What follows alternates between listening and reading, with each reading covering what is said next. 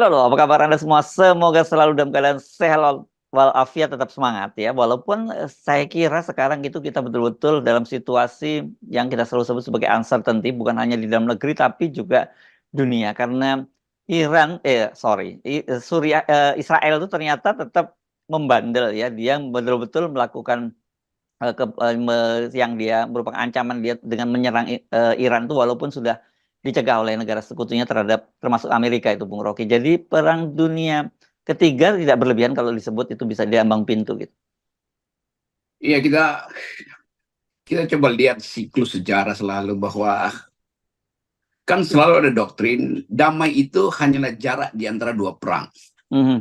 Dan kelihatannya 2-30 tahun tidak ada perang yang melibatkan banyak negara yang kita sebut sebagai perang dunia itu. Dan potensi perang dunia ketiga justru dibuka ketika Israel akhirnya melakukan balas dendam tuh. Dan tekanan dunia pada Israel tidak berhasil. Kenapa? Karena mungkin Netanyahu menganggap ini periode dia terakhir dan to be or not to be itu. Kan dukungan politik dia di Israel makin sedikit, di Amerika juga anak-anak muda Amerika banyak yang lebih pro Palestina tuh, karena partai Likudnya, partai konservatifnya si Netanyahu ini tidak mau mengambil jalan damai atau negosiasi atau diplomasi minimal. Jadi kelihatannya ada semacam keputusan kendati Knesset itu parlemen Israel itu tidak bisa bulat karena ada faksi yang masih dikendalikan oleh Amerika.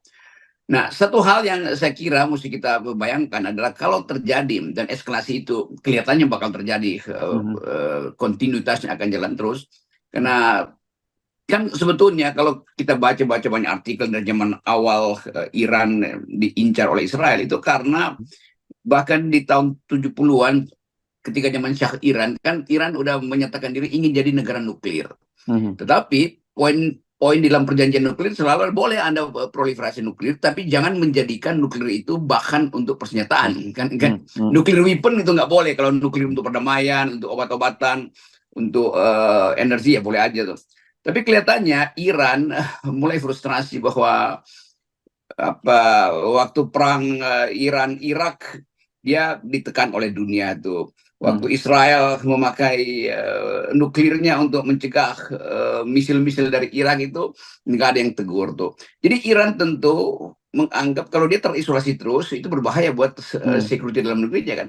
Itu dari segi kebijakan Iran tuh, dan kita tahu Iran memang berupaya untuk masuk di dalam Global Nuclear Club, ingin jadi masuk klub nuklir dunia. Walaupun dan mereka punya kemampuan ya. Iya, itu di situ ada sumber uranium yang dengan cepat dia bisa lakukan proliferasi pengayaan.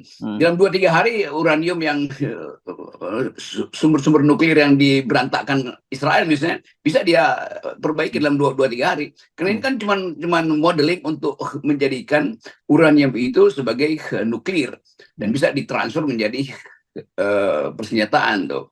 Tapi Iran juga tahu bahwa Israel pasti mengincar pusat-pusat riset atau pabrik uranium di Iran, tetapi Iran mungkin belajar dari negara-negara lain. Kalau diincar oleh Israel, mending dia sebar pusat-pusat risetnya dia kan. Jadi mungkin pabriknya ada di satu kota, terus sumber uraniumnya di kota yang 200 km, sehingga kalau terjadi kecelakaan di pabrik yang satu, pabrik yang lain bisa hidup. Saya kira itu kesulitan Israel nanti untuk memetakan di mana sebetulnya sumber uranium atau pabrik nuklirnya Iran. Tapi lepas dari itu semua, kita tahu bahwa itu urusan para spekulan senjata juga tuh. Nah, apa yang akan kita bayangkan kalau misalnya perencanaan perang dunia ketiga itu memakan waktu kira-kira 2 bulan, lalu mulai ada percobaan pemanasan 2 bulan, lalu 3 bulan terjadi penentuan akhir itu, final solution. Mau diapain si Iran ini bagi Israel dan klubnya dia, atau sebaliknya Israel mau diapain oleh klub yang bela Iran itu, Rusia dan Cina misalnya. Nah itu bersesuaian dengan keadaan politik Indonesia yang 6 bulan ke depan itu belum ada ketentuan juga. Jadi betul tadi uncertainties di Indonesia juga paralel dengan uncertainties di dalam politik dunia. Nah itu akan menyulitkan penyusunan kabinet, karena bagaimanapun penyusunan kabinet Prabowo akan memperhatikan keadaan ekonomi dunia, keadaan ketegangan global dunia tuh. Itu saya kira yang harus kita jadikan faktor baru sambil melihat potensi Mahkamah Konstitusi, melihat juga masalah itu sehingga bisa jadi variabel untuk menentukan sikap di dalam penentuan hasil pemilu yang jujur kemarin. Ya, dan ini kan dampak dari serangan balasan dari Iran kemarin yang melontarkan ratusan senjatanya ke Israel itu membuat ekonomi Indonesia juga dampaknya terasa. Rupiah sudah tembus di atas angka psikologis 16.000, bahkan kemarin tembus sampai 16.200-an ya Bung Rocky, dan Ya. kita bisa menduga keras ini akan kembali lagi seperti itu, akan naik lagi. Dan dari situ saja orang kemudian banyak para pengamat ekonomi mulai berspekulasi bahwa ini bisa jadi seperti pengulangan pada tahun 98 gitu, ketika dolar kita juga tembus di atas angka 16.000. Cuman waktu itu memang dolar kita kan masih berapa ya, sekitar 2.500-an begitu ya, tembus sampai 16.000. Tapi hal yang sama juga bisa terjadi sekarang ini. Nah, ya 98 itu krisis keuangan aja tuh yang bisa diatasi sebetulnya dengan bridging di financial market tuh. Tetapi yang sekarang ini kan dimensinya lebih lebar itu, karena persiapan perang itu pasti akan menguras banyak dolar, dan eskalasi perang di Timur Tengah itu pasti membuat harga dolar itu menjadi tinggi bagi Indonesia itu.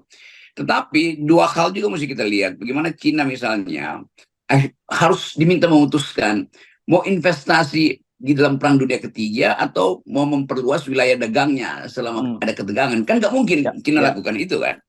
Dari segi potensi atau kapasitas ekonominya dia mesti milih tuh, mau membantu Irak, sementara Irak sendiri mungkin minyaknya yang dia suplai ke Cina itu akan di-ban tuh. Lalu Cina mulai kesulitan untuk dapat BBM dari sumur-sumur Irak, yang kan sumur-sumur Irak tuh 80% tuh disuplai untuk Cina tuh.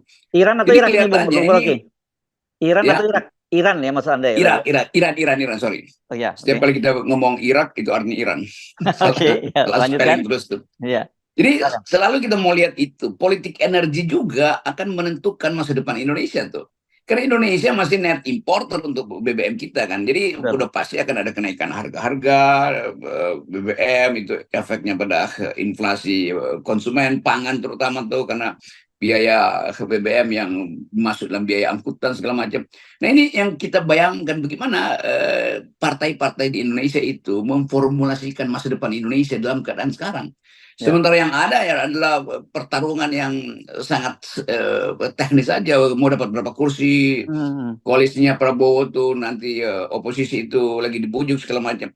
Jadi kelihatannya kita nggak bisa mengerti bahwa dunia ini memang sedang berubah itu. Nah, kapasitas kita untuk memahami perubahan itu akan ditentukan nanti, termasuk keputusan Mahkamah Konstitusi untuk mendalilkan bahwa kalau misalnya Pak Prabowo itu tetap berpasangan dengan Gibran, suasana dalam negeri itu akan panas terus, akan kesulitan bagi Prabowo untuk menyusun kabinet, karena masyarakat pun akan beroposisi, bukan sekedar partai. PDIP misalnya akan beroposisi, masyarakat beroposisi itu, dan itu gangguan pada mental Prabowo untuk menyusun kabinet yang efektif, sambil dia mesti melihat potensi kehilangan nilai kurs, potensi kehilangan keuntungan karena ekspor import itu pasti akan kacau tuh, global supply chain akan kacau. Itu artinya semua perencanaan pembangunan juga mesti ditata ulang, penghematan mesti ditaruh di mana-mana.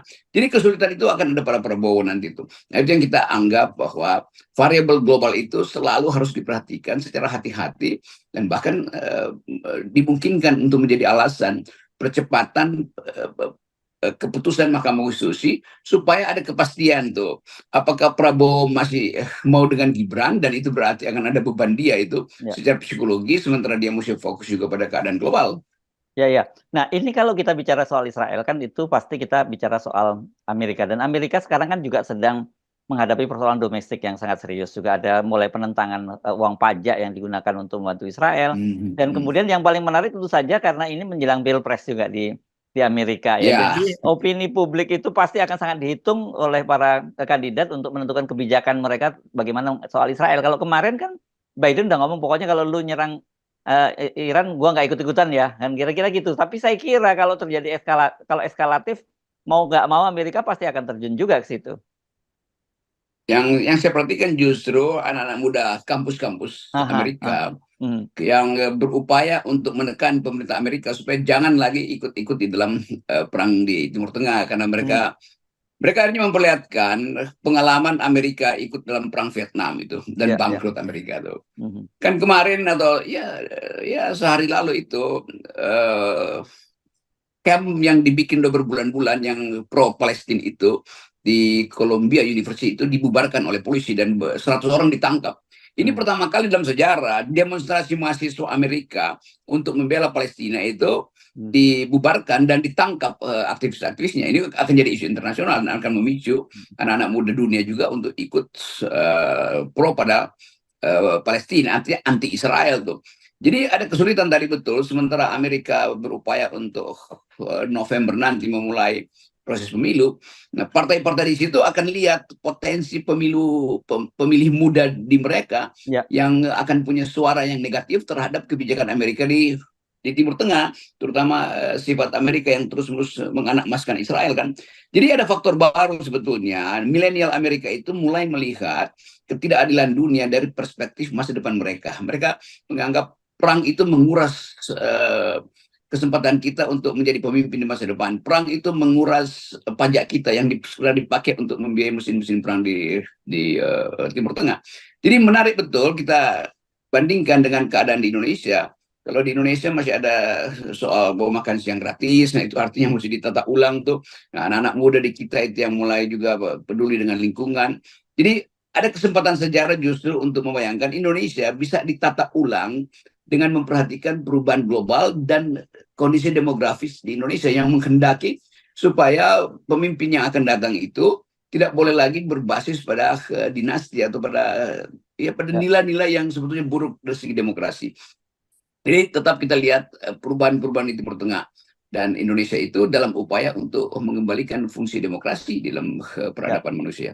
Dan kalau kita belajar dari sejarah di dalam negeri, domestik itu kan ketika ada krisis ekonomi bertemu dengan krisis politik, ya itu akan terjadi perubahan besar juga. Itu yang saya kira ini mesti dipahami ya, bukan semata-mata persoalan di Mahkamah Konstitusi saja. Katakanlah Mahkamah Konstitusi memenangkan Prabowo Gibran begitu. Tetapi ketika mereka berhadapan dengan situasi politik global yang dampaknya juga sangat besar terhadap persoalan domestik, itu juga bisa terjadi perubahan-perubahan yang mereka bisa tidak bayangkan gitu. Jadi saya kira orang seperti Pak Prabowo dan sebagainya mesti menghitung, mengkalkulasi ulang hal-hal semacam ini ya. Nanti tapi detailnya nanti kita bicarakan di bagian yang kita perbincangan nanti sore, Bung Rocky. Oke, jadi poinnya kita tinggalkan sebagai masalah bahwa Prabowo harus fokus di dua bidang hari ini. Tentang masa depan kabinet dia yang akan dia bentuk berdasarkan keadaan dunia yang akan menyebabkan kesulitan ekonomi dan koneksi politik Prabowo dengan dunia Arab terutama di Timur Tengah. Jadi saya kira itu masalah sambil kita lihat bagaimana perkembangan 2 hari ini di Mahkamah Konstitusi. Dan kita yakin bahwa hakim-hakim ini menginginkan Indonesia itu jauh lebih bermutu daripada Indonesia sebelumnya. Ya, jadi dipastikan perspektif global itu pasti akan mempengaruhi keputusan dari hakim Mahkamah Konstitusi juga ya, Bung Rocky ya? Iya, kelihatannya begitu kan.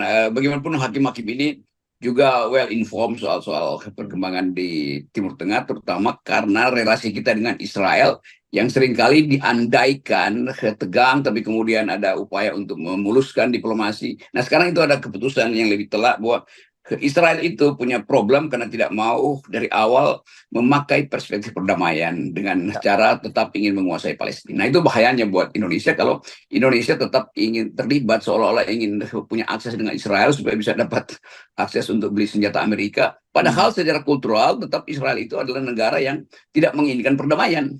Ya, oke. Baik, terima kasih Bung Rocky. Ya. Tetap kita nolkan.